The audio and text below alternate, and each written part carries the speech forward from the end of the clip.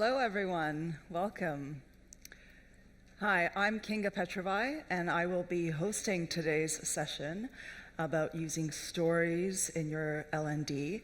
Hopefully you all had a nice lunch. I know people are still coming in, so we'll wait a minute or two until people arrive.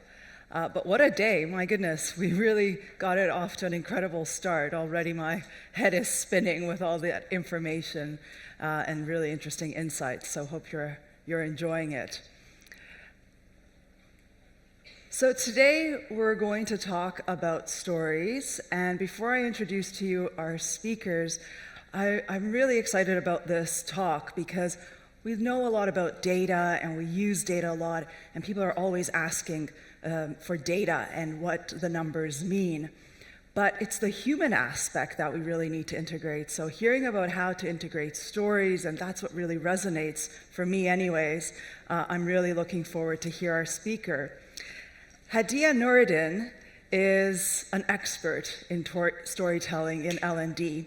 She is an award-winning talent development professional with over 20 years of experience in this field. She's been working in learning strategy, instructional design, e-learning development, and facilitation. And she's also the founder of Duets Learning. And with Duets Learning, she has worked with a variety of different organizations on different types of learning projects. And specifically, she works on learning strategy, design, and quality program management. She holds a master's in curriculum education and a master's in writing, master's in education, I should have said.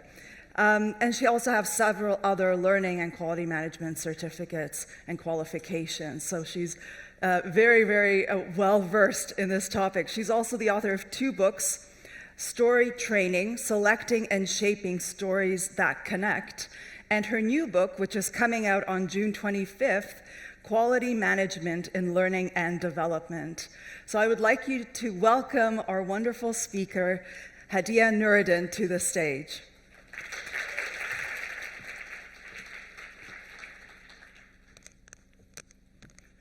All right. Every time I see this stage bare, I'm like, I'm not going up there. And then I always end up here for some reason.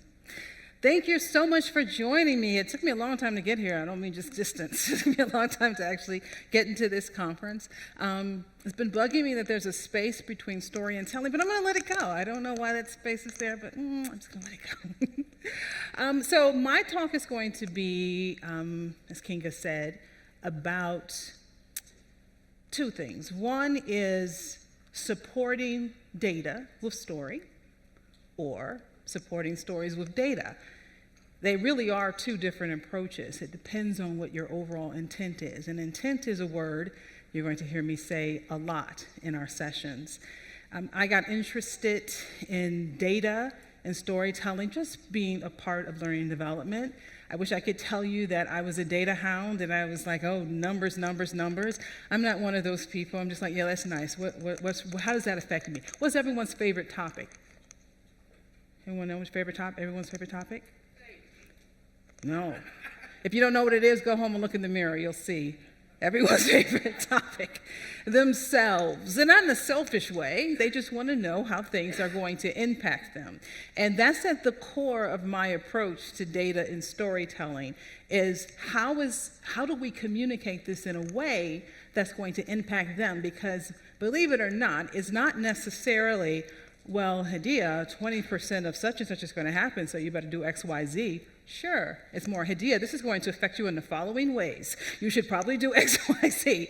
Then I'm going to actually act, right? So it's about bringing the human element into story, into data, and making sure that people move, trying to get them excited about it, and so they can understand the true meaning and consequences behind what these numbers mean. I'm not downplaying data, but I am saying that most people do. And so the thing that we try to get people excited about is how this impacts them, right? So here's some nice objectives for us. Overall, at the end of the day, we're going to be talking about making that transformation from data. And I don't know if it's necessarily, when I think about a transformation, it's more as an uncovering, an excavation, because the story is there. The question is, where is it? Where is that story? And we'll talk about that. How to engage your audience. A moment ago, I talked about engaging everyone's favorite topic. How is this impacting them or people that they care about or people that they've seen, people that they know? People is the key word here. Usually, we're trying to trigger some sort of change. Anytime I talk about storytelling and learning and development, I'm always talking about stories of transformation.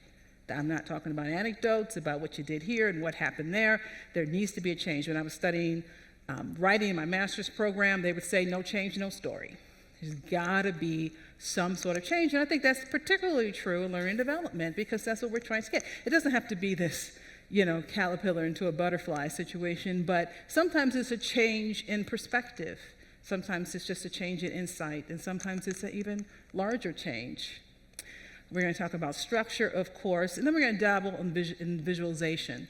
A lot of times when people talk about data and storytelling, they only talk about visualization. But like I said, my approach isn't so much focused on that as much as it is the people behind it. So I'm going to cut to the chase and talk about the 4 parts of the framework that I usually deal with. 1, I mentioned intent already. Intent. A lot of people say you really need to establish the point of the story. In my opinion, the point does not belong to you. The point belongs to the listener.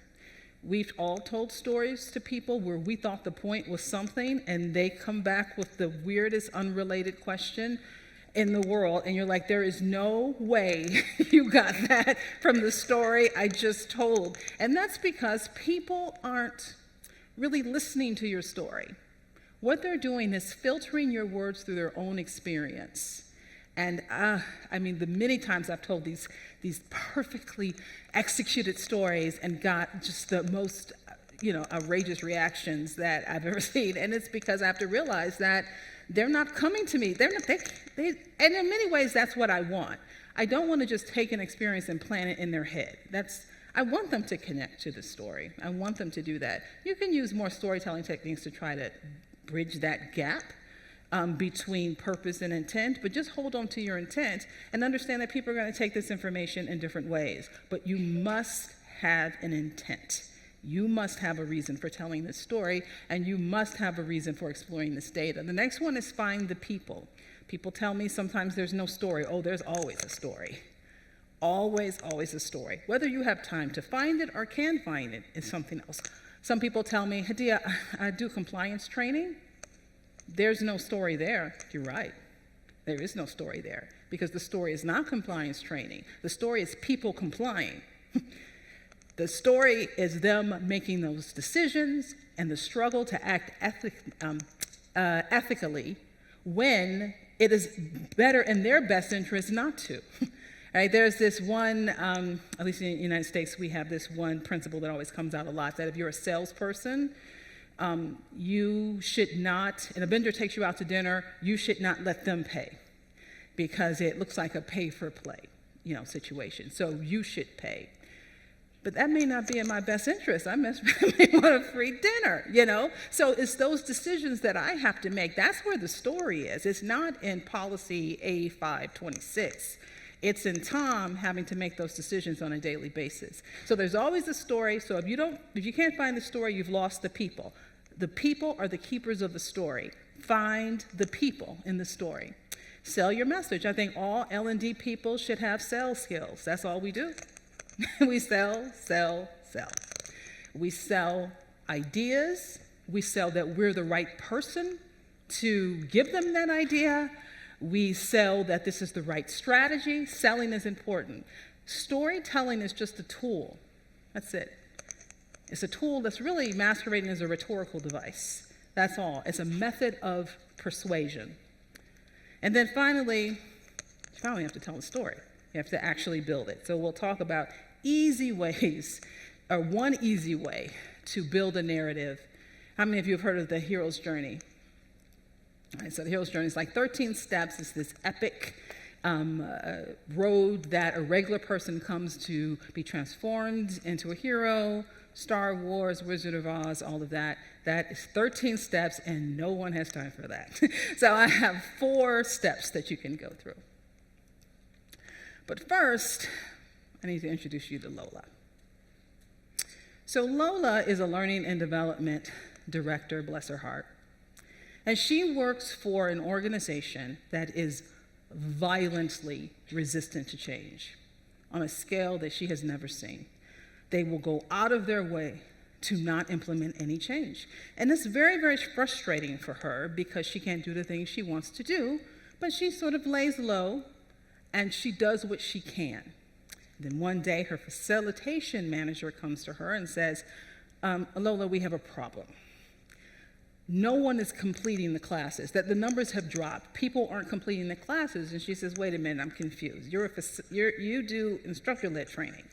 How are people not completing classes? He goes, that's a wonderful question, Lola. People are leaving in the middle of the class.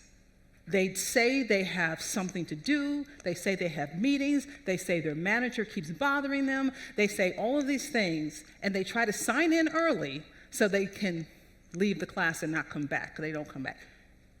She's shocked to hear this. He says, I also took a peek at the e-learning numbers. And you're not going to believe it. They're not finishing those either. So the digital learning manager steps in and she goes, I've seen the numbers too. This is a problem. But I don't know if you've seen the micro-learning numbers. We rolled out that whole micro-learning curriculum. Those have actually gone up. So what do? Is there a problem? She's got some thinking to do. What am I supposed to do in this situation? Obviously, there are implications to people not finishing the training. The training is there for a reason. And it's my job to try to fix this problem, right? But of course, like many of you, she wants to see the data. She doesn't believe it until she sees the data. So this is the output of the research that they found. They found that for the 4-hour ILT courses, completion has dropped. For the e-learning courses, it's dropped. And for the micro courses, it's gone up. So what she's going to do is just revamp her entire curriculum into 15-minute modules, and everyone's going to be happy. What? That's her decision. No. This is, to me, one of the issues around data, is that people just say data never lies. Data never lies. Okay, sure, data never lies. I believe that. But there are many ways to look at the data. This is not a data analytics section here, but there's different ways to look at it to sort of peel back those numbers and say there may be other things that's going on. I'm going to ask you, just from your experience, no wrong answers, give me one reason you think, possibility, other than people just storming out of classes, that people aren't finishing the instructor-led courses. Blurt it out. You don't have to raise your hand. Just blurt it out. Availability. What else? What else? Yep, that's right. What was that? Okay, deadlines. Okay. How about the course is awful? You ever think? No one ever says that first. That could be a thing as well. But all of those, there's several reasons why this is an issue, right? So there's some more backing behind this data. But at the end of the day, this is the report they show her and come up with her. So I suggest that we look a little bit deeper. So she does have someone that helps her. Her name is Matilda, and Matilda is the resistance whisperer, meaning that she hangs out with, the team who's always like, I don't think this is not gonna, blah, blah, blah, blah, blah. And she comes back and she reports to Lola and tells her what people are saying. So she tells her, just socialize a little bit. What if we did everything into micro-learning? Go, right? So she goes out and she reports back, this is what people are saying. They're saying that microlearning oversimplifies. You can't, what are you going to try and squeeze the course down? That's not what she would do. But that's what the world thinks, because they're resistant to change, right? And then there's redirections are expensive, right? This one is a good one too, at least for a fragmented learning experience. How many of you love your LMS and you love logging on every day and it's so simple and it's so good? I didn't think so. Everyone has a problem with their LMS. So no one's going to be logging back and forth in your LMS over and over again. There's a whole system behind it to string those experiences together. It's an issue. It's a problem. And then measuring effectiveness. Now you're going to have to tell the industry or tell the company that 4 15-minute modules is equivalent to a 4-hour class. I mean, they're not going to do that. You're going to have to really do some work behind it. She's like, okay, I got it. So she says, I'm going to think about this some more. But I know that is not just our problem. This is not just a training problem. This is a bigger issue. So I wish I could tell you that there's a formula for making data into a story. I wish I could say here, just like one of those, I don't know, if everyone know what a Mad Lib is, where you can just take this story and fill in the blank and there's your data story. No, it doesn't work that way. However, what I have here is a set of lenses through which you can look at the data. You may not need all the lenses, it depends, but it helps you look at the numbers and sort of peel out what is the story here, right? So each one of these is a separate lens. You have intent, and it goes all the way through. I had to change, I see what I did for you, I changed all my Z's to S's. All right, so intent is the first one, and we're going to go through some of these. Contextualization is next. Humanization, simplification, narrative structure, which of course we need, engagement, and visualization. By the way, at the end, when you have a QR code for you that has the information about all of these, because we don't have all day. So we're just going to go down to these 5.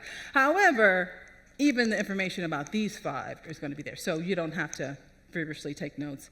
You will get this information here.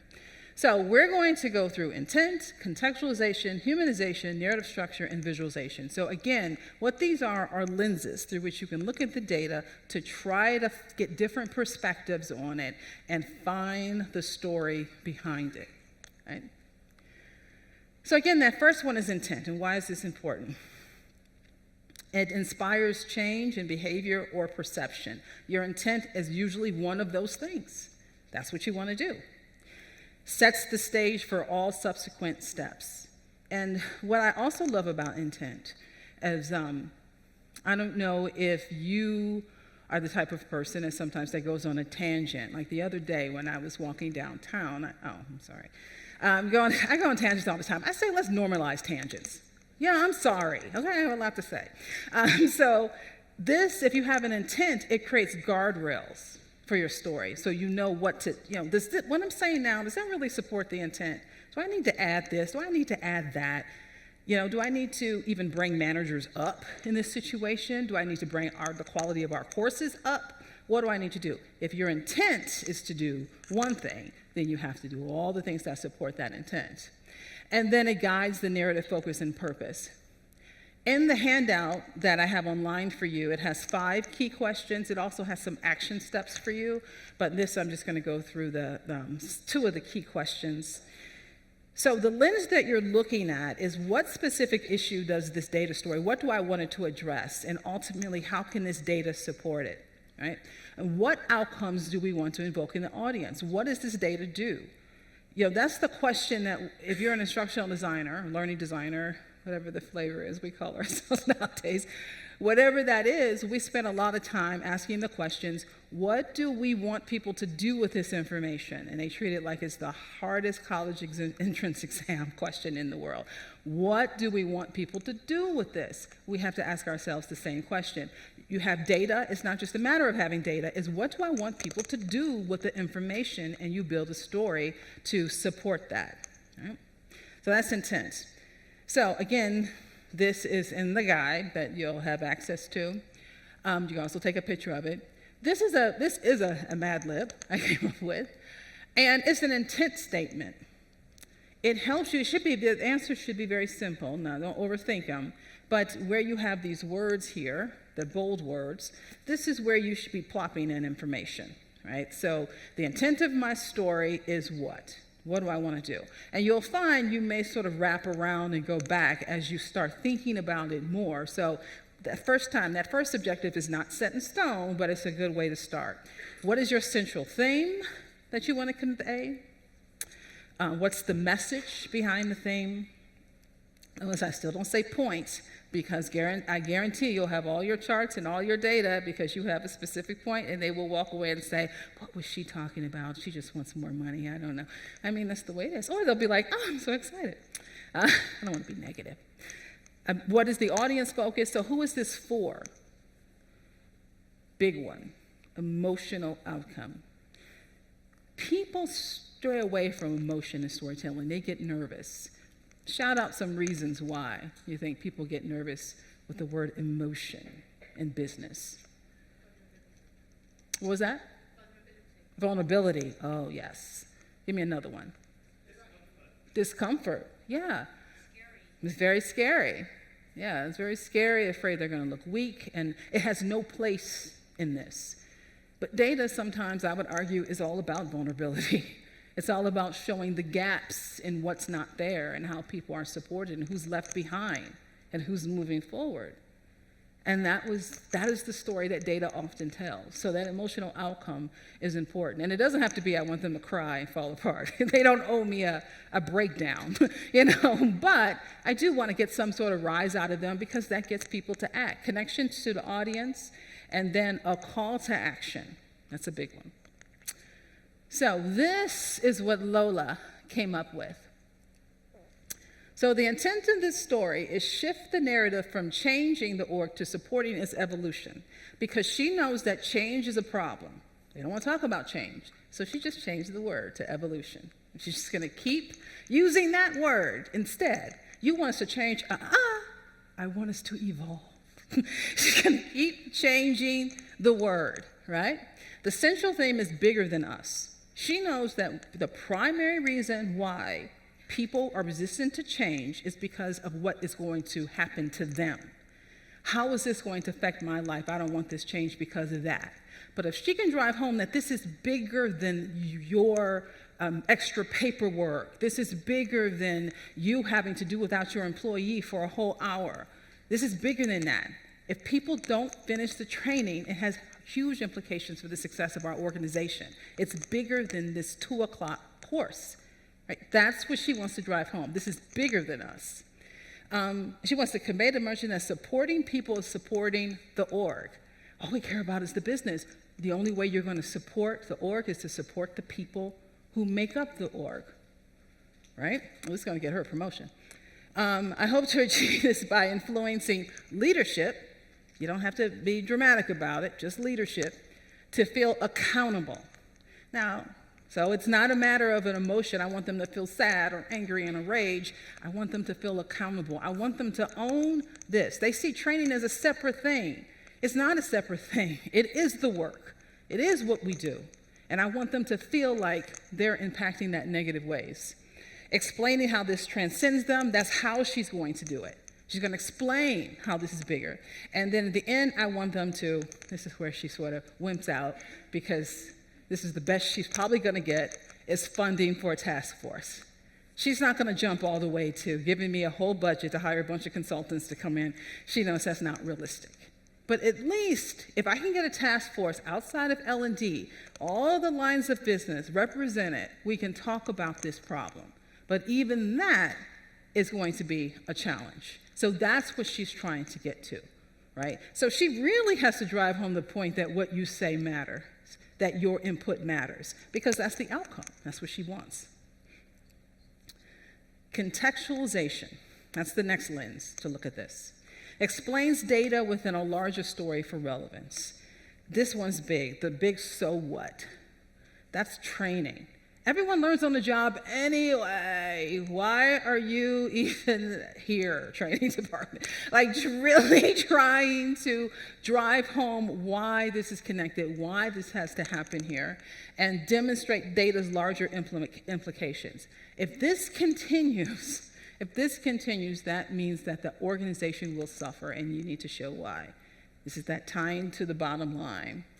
So some of the questions are, what background is relevant? What do I need to know? Because at one time, courses were being completed.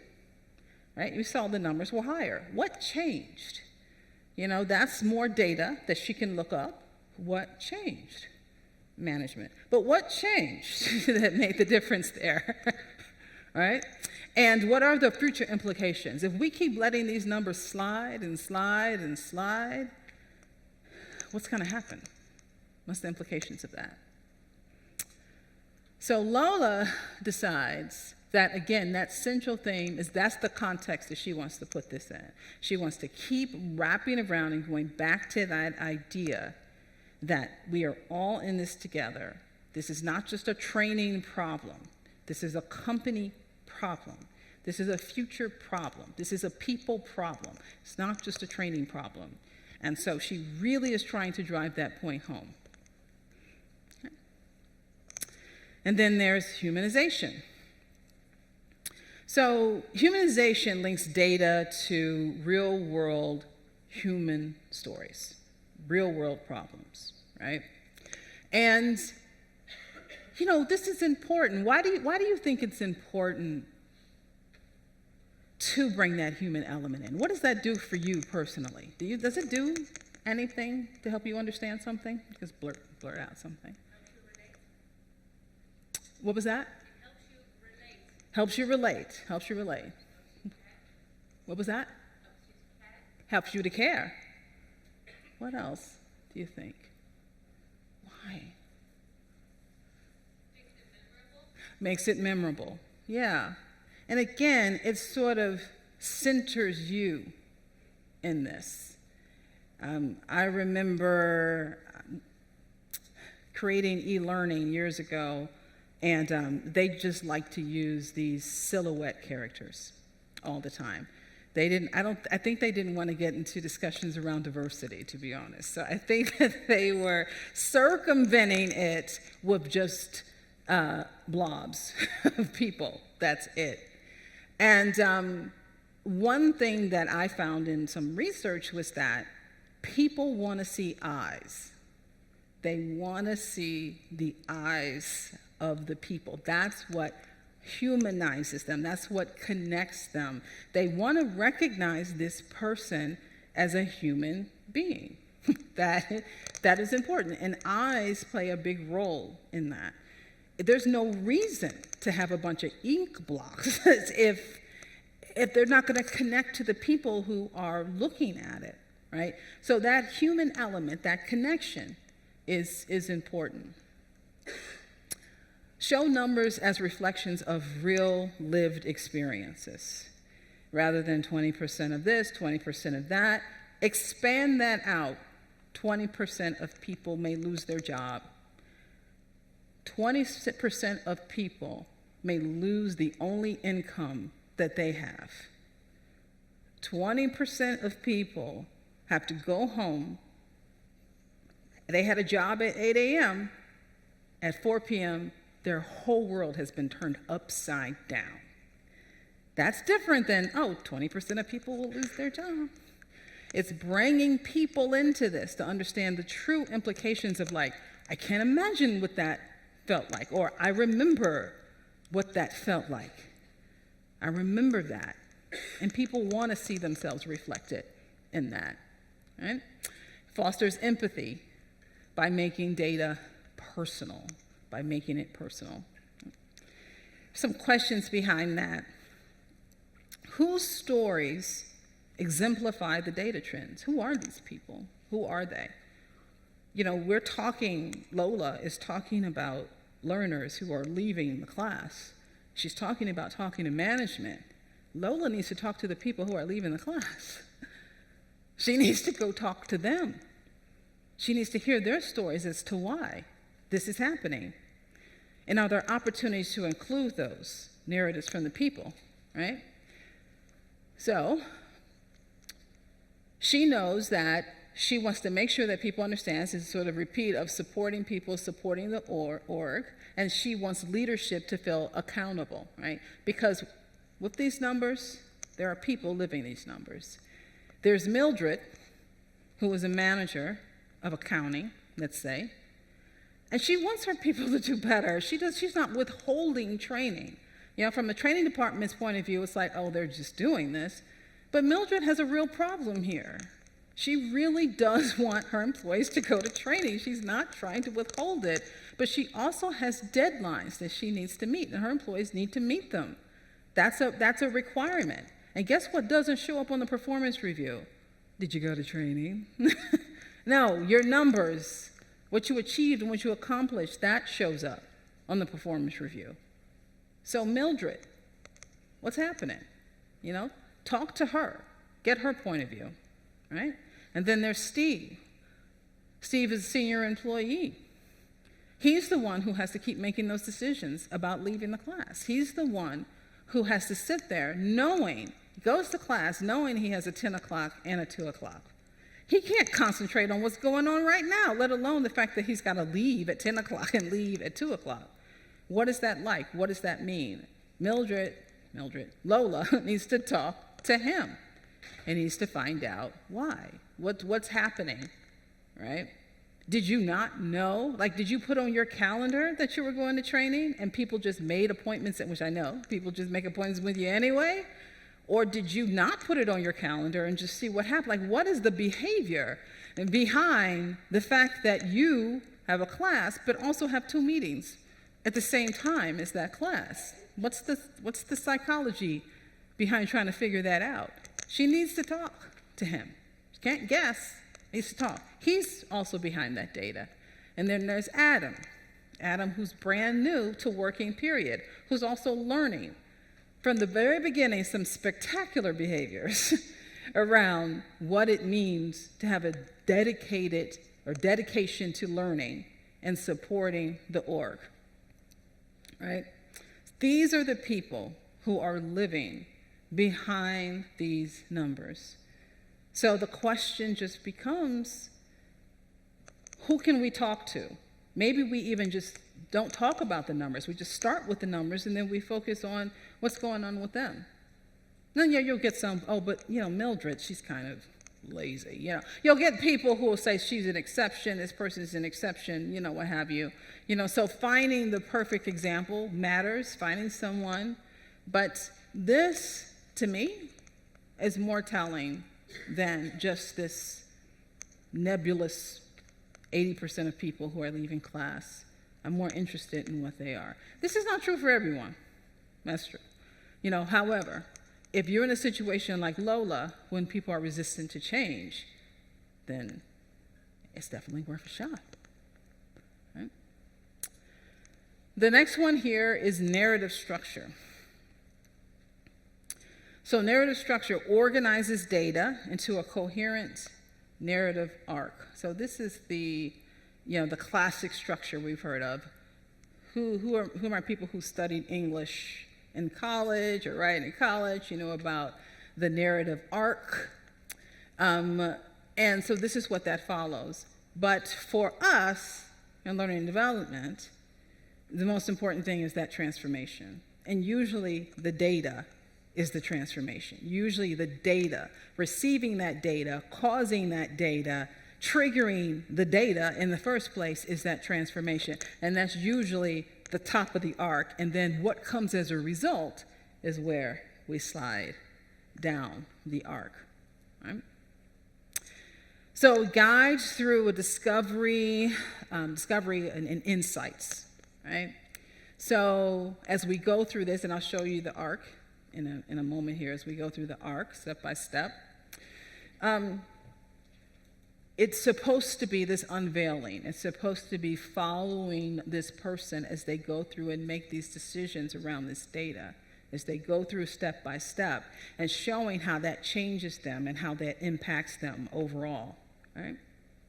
And it accumulates ultimately in a call to action. Based on this is what I want to happen. And we know that what she wants is some sort of task force, what she wants at the end. So here are some of the questions behind that. So what narrative techniques can we employ? There's another one called the story spine. And the story spine is an improv tool, and that's what I love about it. because what it does is you memorize it, you just do it automatically.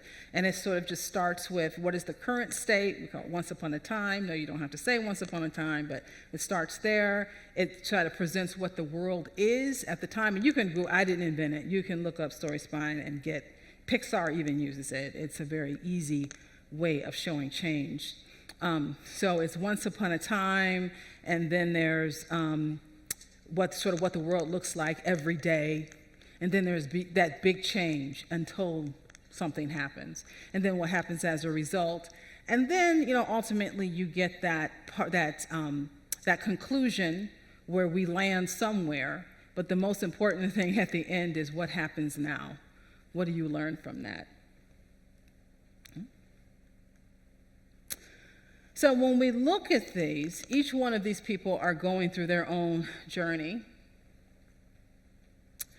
So we have Mildred's journey. So Mildred's, again, is the senior manager, I think I just promoted her, of accounting.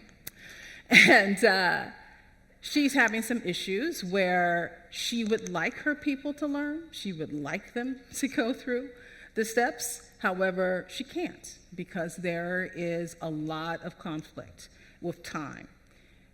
Sometimes it's just she's overworked, sometimes her employees aren't as productive, whatever. It's always something to do with time. And they're not getting measured by how often they go to training.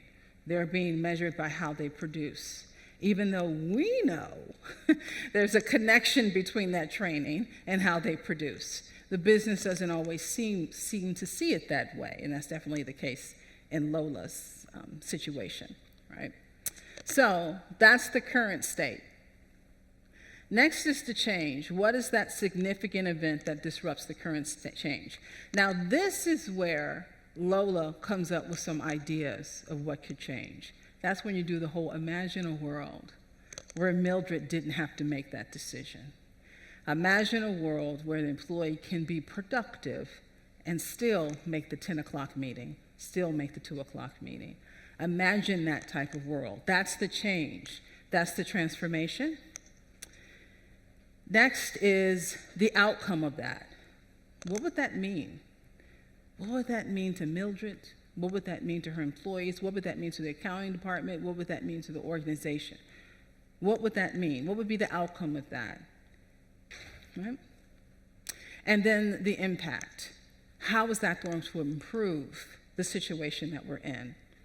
Because it's one thing to say it's going to look like this, that, and the other, but it's something else altogether to say that that action, that change is going to impact us in the following ways, right? And then you can sometimes say our data can look like this, but the most important thing is that our people are going to be able to make the types of decisions we want them to make that are productive, where they don't have to choose between two good things. So, yeah. All right, and then finally, there's visualization. So, usually use visualization to amplify the narrative. So I gotta be honest, when I look at a chart, the only thing I see is a chart. I don't see any magic behind it. I don't feel a story. I don't feel any of that. So I think that when we use these with stories, we need to use them carefully.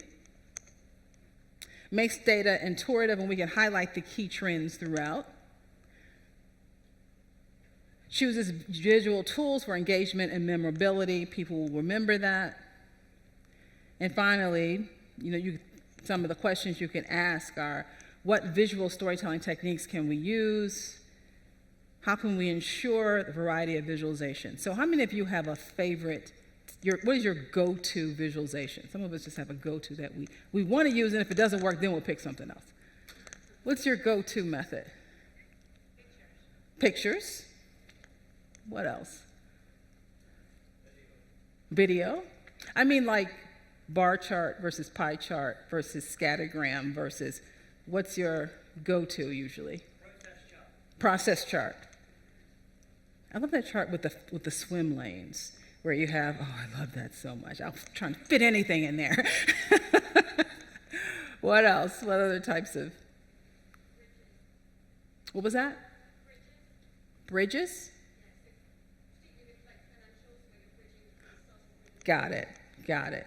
Yeah. So I find that we tend to lean towards the one that we like the most and not think about very often, what is that really doing? What is the data doing?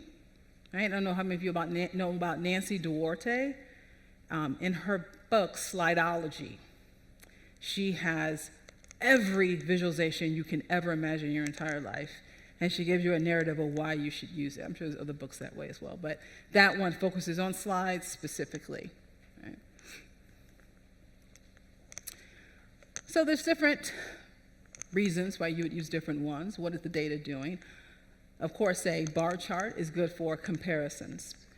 I like this sometimes. It's one of my favorite ones because I'm usually doing some kind of comparison. But I also have the opportunity to sort of impose people on top of that. Sort of like the people become the Parker, because I'm still trying to remind them that there's people behind all of that. And so in some ways, I like that sort of idea that each one of these really stands for someone else. And sometimes I'm feeling really creative. I actually use imagery of people as the actual chart itself because I don't want them to lose that connection to people. A line graph usually represents change over time. So again, what is the data doing? What story is the data telling? Composition.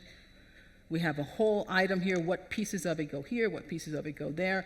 Right now I'm thinking that for Lola, a comparison would be a good one. But I think that she could lean towards composition sometimes when she can sort of think about how this affects their overall curriculum. She thinks about a person's day, how much of that day is dedicated to training, how much of their year is dedicated to training, and how much more room do they have. Look at that number shrink. There's different things that she can do based on that. The relationship is another one, and then my favorite, process, process chart. What is this new normal going to look like? Okay.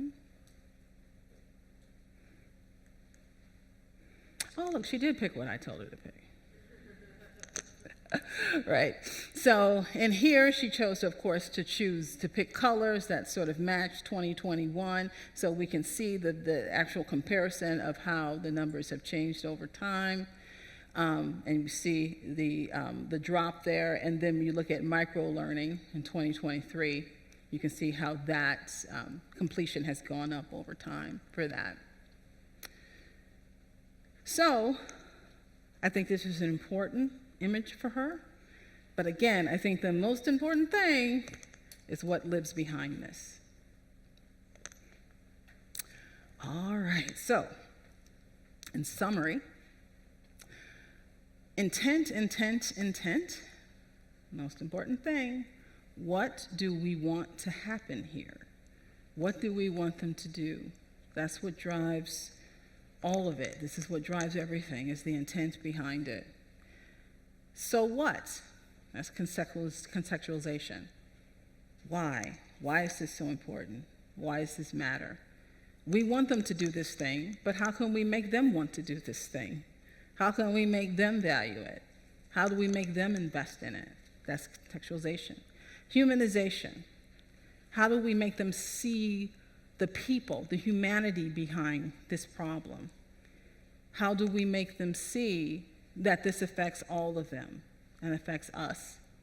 Narrative structure. Where is the change in what's happening? And how can the change affect the overall message?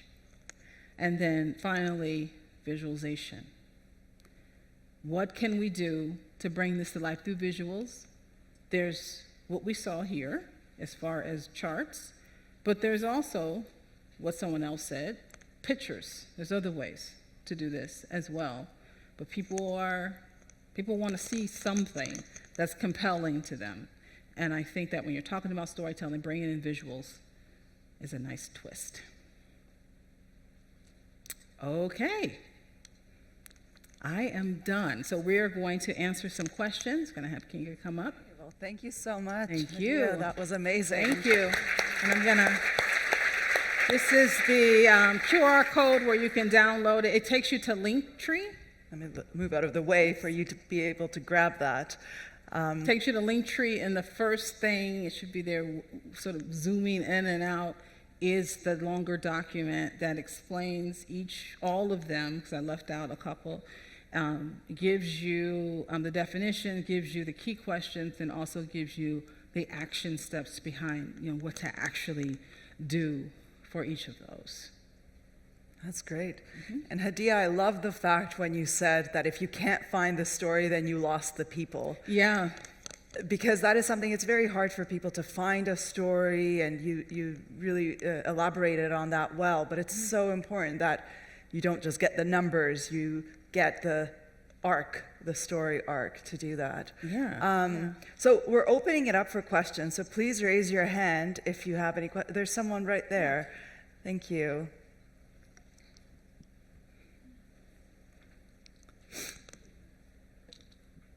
Thank you very much. I'm Richard Holliday, Learning Partner at Trans-Pennine Express. We run trains. Sorry about that. Thank you so much for that presentation. One of the things I get asked a lot is, can we add this into the induction program for new people, the orientation for new people? And one of the questions I've been asking is, what is it you want them to do? And I think you've given me some more questions that makes me sound a bit clever, and hopefully we'll get better answers. Because the amount of times I ask that question, they go, we just need them to know it. Yeah. And that's not really quite good enough. Yeah, they get that too. I think I possibly haven't asked enough other questions. So it's more of an observation. Thank you very much. Have you got any other, is it just about talk, maybe the intent is the question I need to ask them. Yeah. Is that really going to get to the crux of it? What is it you're wanting them to do when we give them this bit of training? Well, one question that I ask a lot is, what if it doesn't happen? Like, what if we leave and none of this training takes place? Well, then they won't know it. Then what? Thank you. What's going to be the impact on the organization if they don't know it? And then they'll give me an answer, and I don't badger them and say, see, I told you. I just take that and I usually move on, because that's the thing. That's the thing that I'm looking for, is what will happen if we do nothing? What are the consequences of that? I like to call it consequence management. So yeah, that's usually what I do. Thank you so much. Really helpful. We're going to run back up north and start right now, I think. Okay. And that's a really good point, because you have to dig into that. Do you find it difficult? For example, let's say a securities course. Well, what will happen? Well, they just need to know it. I just want them to know it. They won't use it, but they just need to know it. How do you get past that in that first phase? It's I can't say that there's one way of getting past it. And sometimes, look, you don't. Like, that's just, the way it is, right? But what I do is this is one of those times where we have to assert ourselves as the expert in the room. And as the expert in the room, I can tell you that this learning experience will not be positive, and they won't even know this stuff if they can't act, if they can't do anything we expect them to do outside the classroom. We want them to do inside of it, is usually my philosophy, because it's a way to practice it in a safe environment. And if they're not doing this, then they won't know it, let alone be able to take some action behind it, right? So that is one of those times where, if you can, it really is a matter of saying, look, I know how learning occurs. I know how learning happens.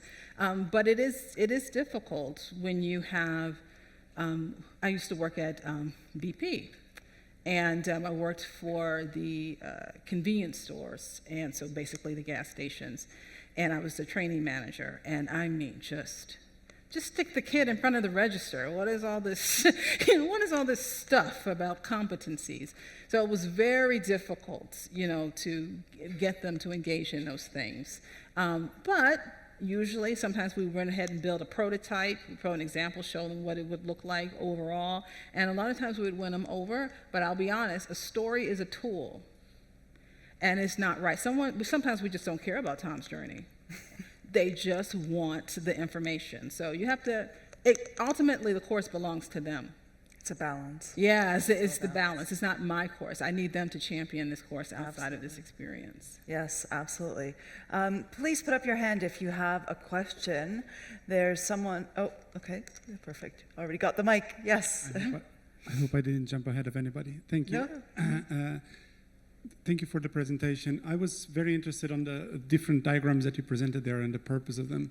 And maybe I'm going to be a bit provocative with, should we use the storytelling to generate some confrontation, some friction? Because here you mentioned that the organization was averse to change, right? And the whole thing started because the numbers changed. Yeah. So when you recommended some graphs, actually I was looking the middle one where a line graph to show change. Yeah. And you could use it sort of as a negative. It's well, I'm going to tell you a story of things are changing in your organization. You don't like it, right? So I'm going to show you an alternative micro-learning fantastic strategy to revert that change and go back to high completion rates. I mean, how do you see that overall of the story being, sort of provocative and aggressive into? Well, definitely both outcomes are hypothetical. That's one thing. I definitely try to veer towards the positive because I can be more positive. I can show examples of positive things, of negative things. There's no guarantee that, the company's going to fall because of this. I'm not going to have a bunch of data that said this company failed, this person failed, this person failed. That's going to, because they don't publicize that very often. So I'm only going to talk about what I can back up. I can only talk about that because I know that they're going to come and say, oh, yeah, that won't happen. That's why we don't like you storytelling people. You're so dramatic. So that's why I try to make sure the only data I'm going to bring in is something I can back up, right? Unless, and this is true, it happened already. This is I left corporate 15 years ago because part of it is this whole idea. It's like I'm supposed to pretend like we didn't do this 5 years ago. Don't you remember when we tried this file? It was supposed to revolutionize business and it didn't? Oh, okay, I just made that up.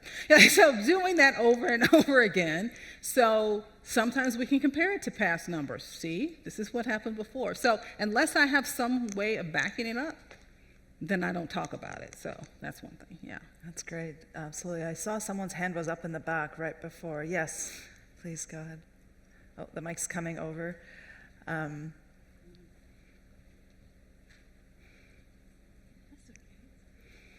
Hi, thanks for that. I really enjoyed it. My name's Alice. I'm a learning partner at Marks & Spencer's. The question I had is quite often you can be in front of a stakeholder giving them the story of your data and then they contest it and they don't believe it. So I just wondered if there's something that you find you can dial up in that moment when they don't agree with the data you're presenting. Yeah. Depends on the circumstance, but I know what I often do, I'm sort of prepared for that, where I bring them into the story. One thing about stories, which is a problem sometimes, is it can become a passive experience for the listener. You're just telling this story, and they're just sort of expected to take it in and believe it. So if I anticipate that happening, sometimes I can change course in a way. I'll say things like, what do you think happened after that? What do you think are the consequences of something like that? In your experience, have you seen that before? Right? And so if they say something, I say, well, let me tell you what happened here. Can you imagine? Why do you think that happened? I make them complicit. I make them part of the story itself. So they don't have to, they're just not taking in what I'm saying. I'm presenting something and I'm asking them to chime in, so we're sort of creating this narrative together. Right, so that's worked a few times because they definitely want to talk. They definitely want to say something, and so that works as well. And sometimes we end up problem solving. Well, yeah, that probably happened because of X, Y, Z. Like, well, let's dig deeper. Sometimes it goes off the story in the first place to a real solution that we came up with collaboratively. So the idea is to include them in the story. It's a really good engagement strategy as well, to bring them in and to make it relevant, but also to engage. But how do you do that in an online course? How can you, what are some tips that you mean asynchronous or an one that's not? An asynchronous. Yeah. Sometimes I do it through video, other people telling stories, and then I have them reflect, right? I'm working on one now that has to do with police officers and community engagement. And the actual course, the one that was on in person, we had people go around the room and share their stories as we're police officers. We can't do that, obviously. And so instead, what we're going to have is different video of police officers telling their story about, a specific topic, and then give the learner opportunities to reflect. Now, how often they will, sometimes what I'll do is write your story here and compare it to ours. the first time they'll write Shakespeare, right? And then they'll click and realize it's not being evaluated. Then the next time will just be cat, and just so they can see what the next one is. So they only do it a few times, but you can make it so that it sort of compels them to reflect on what other people, which is kind of what they do in the classroom anyway. Everyone does not raise their hand and contribute, but if we tell the story in a certain way that people can connect it to their own experience, then it in many ways serves the same purpose, where they think, yeah, that did happen. That happened to me as well. That happened, yeah, I remember seeing something like that. That's really good, because they can see their mirror with someone who's one of their colleagues. Someone who's lived their life, yeah. Really, really good. Thank you. Any other questions? Thought I saw a hand. So before, please do raise your hand for any questions, but I really wanted to find out if you have resistance, if you face resistance to storytelling. Sometimes people describe, especially when there's a lot of data, they say stories are fluff, and that word really flies around. But how do you deal with the resistance to help people understand the importance? So when I first wrote the book Story Training, I knew that I would get some people who were like, I don't like stories, or I don't feel like it. I didn't realize the outright hostility I would get around stories. And I think, what did your second grade teacher do to you? Because there's usually some trauma that's involved in their overall resistance, just like drawing. I remember I had a class where I had people sketch, they're like, I can't sketch. Yes, you can. It's just, so usually there's something going on there that makes them resistant to that. So, sometimes some people you're never going to sell, but usually what I do, honestly, is I just don't use the word story anymore. I usually say, this is going to be a high fidelity retelling of a lived experience. I love that reframing that you've done a few times. That's great. Exactly, Good. so it's like, it's not a story, it's the truth. I just need you to tell me the truth. And leave the rest to me. Let's just talk about that. Let's talk about your life. Let's talk about your experience. And so that does help. That does definitely help. Just eliminating story, because people still think fairy tales. They still think, this is a waste of time. Just give me the information. And sometimes they can. Sometimes you do. Sometimes that's part of it. But in a situation like Lola faced, when it's change, they know what's going on. They know they're dragging their people out of these classrooms. So they don't, they really know what's happening here. So the question is, how do we make them care? And there's a little image I have from this quote that says, if you want people to think, tell them facts. If you want them to feel, tell them a story. And sometimes feeling gets people to act more than facts for some people. So it's definitely sometimes a combination, but it's worth a try. Absolutely. And that digging of asking, finding out why you're so hostile, I'm sure you find out so much more that's helpful in being able to create a course that's effective. Yeah. That's fantastic. Absolutely. Good. I think we have time for one or two last questions. And in terms of examples, you gave several examples of, if I don't see you, just do please raise your hand. But in terms of examples, can you give one of your favorite examples of what this looked like, what experience you had in creating a story? Well, I don't only work on prison stuff. It sounds like, but there was one about prison. But there was one where it was about counselors who had to work with people who just left the criminal justice system. So I don't know what it's like here, but in America, you can ask, have you been convicted of a felony? In New York, it's now illegal to ask that unless you give them a preliminary job offer. So this was helping them understand the law. So of course, we were just going to go through statute and law. These are for counselors.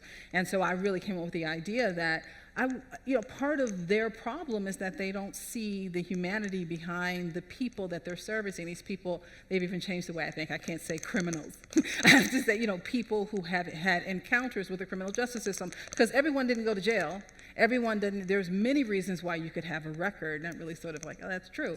And so they may already have a bias against them and treat them as such. So I'm like, this is not enough for this workforce practitioner to know that they should treat people just to know the law. They have to know how to treat them as well. So we were able to come up with characters, and it was fun. I got to come up with how they broke the law. And of course, I watched a lot of true crime. I was like, there was a bloody knife on the kitchen counter. They're like, just check fraud. Just That's it. That's what people do with check fraud. We don't need a murder in the, in the e-learning course. I'm like, oh man. But yeah, so to come up with a crime and come up with these different people who are navigating the system, and then to have the learner, this was an e-learning, storyline, have the learner be able to engage with this person and see the complexities, because there's never going to be a wrong answer. Like this wrong. It's just consequences. It's one of my favorite sayings. There's no right or wrong, just consequence. And having the e-learning demonstrate what that consequence is, I think is very important. So that really helps change the messaging behind the course and really help people understand this is not just about statutes and changing laws. This is about people's lives trying to start over who've already had a rough go at it. So not only getting the facts and the training, but to have that empathy, build that empathy so they can move on and That's right. really address the issue better. Thank you. That's fantastic, wonderful, very interesting way of creating effective learning. So Hadiya, thank you so much for sharing that with us. Thank you.